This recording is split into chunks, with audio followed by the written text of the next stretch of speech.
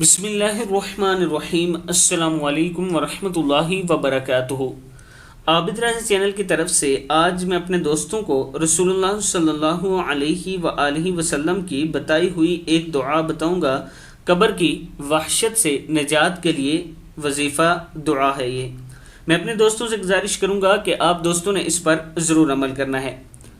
رسول اللہ صلی اللہ علیہ وآلہ وسلم نے ارشاد فرمایا، جو شخص روزانہ 100 مرتبہ لا الہ الا اللہ الملک الحق المبین پڑھے گا تو اس کو فقر اور تنگ دستی سے نجات ملے گی، قبر کی وحشت سے نجات ملے گی، مال اور دولت سے نوازا جائے گا اور اس کے لیے جنت کے دروازے کھول دیے جائیں گے۔ کنز الاعمال میں یہ موجود ہے۔